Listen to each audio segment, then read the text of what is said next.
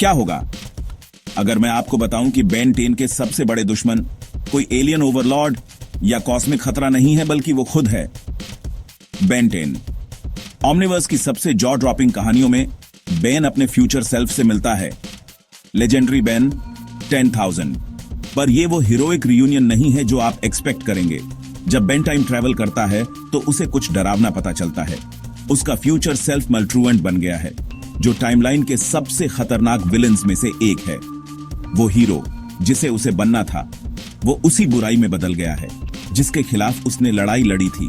Imagine करो, Ben अभी भी यंग और होपफुल ये देख रहा है कि वो क्या बन सकता है, खुद का एक ट्विस्टेड वर्जन जो ओमनिट्रिक्स का इस्तेमाल डिस्ट्रक्शन के लिए कर रहा है। इस रेवलेशन का भार बहुत ज्यादा है, पर यहां पर यह सच में शॉकिंग हो जाता है। बेन को पता चलता है कि उसके पास टाइमलाइन को बचाने के लिए केवल एक ही रास्ता है, उसे अपने ही फ्यूचर से लड़ना होगा, शायद उसी डेस्टिनी को मिटाना होगा।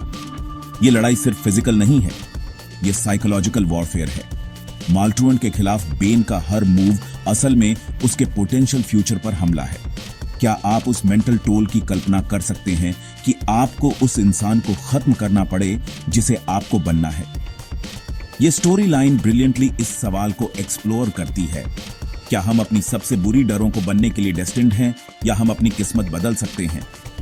बेन का अपने फ्यूचर सेल्फ के खिलाफ खड़े होने का फैसला यह साबित करता है कि हमारी डेस्टिनी पत्थर पर लिखी हुई नहीं है।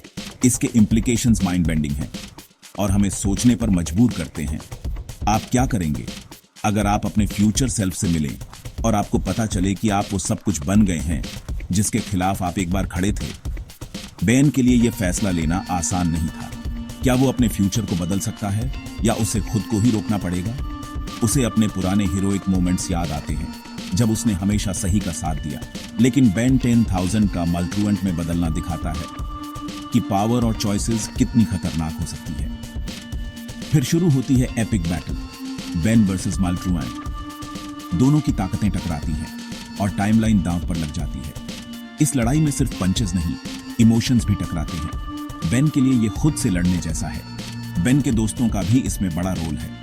ग्वेन और केविन उसे याद दिलाते हैं कि वो कौन है। एक पल आता है जब बेन ऑलमोस्ट हार जाता है, लेकिन अपने दोस्तों की याद और अपनी वैल्यूज उसे फिर से खड़ा कर देती है। आखिरकार बेन एक बड़ा फैसला लेता है। वो मल्ट्रूएंट को हराने के लिए अपनी फ्यूचर को सैक्रिफाइस करने को तैयार है। बेन की हिम्मत और सैक्रिफाइस से मल्ट्रूएंट हार जाता है और टाइमलाइन बच जाती है। लड़ाई के बाद बेन सोचता है, क्या वो कभी भी उस रास्ते पर जा सकता है? क्या उसकी चॉइसेस उसे बचा सकती है? ये कहानी हमें सिखाती है कि हमारी चॉइसेस ही हमारी डेस्टिनी बनाती है और हम अपने फ्यूचर को बदल सकते हैं। फैंस के बीच कई थ्योरीज हैं। क्या बेन फिर कभी मल्ट्रूएंट बन सकता है, या वो हमेशा हीरो ही रहेगा? आपका क्या मानना है? कमेंट्स में बताएं। क्या आप बेन की जगह होते तो क्या करते?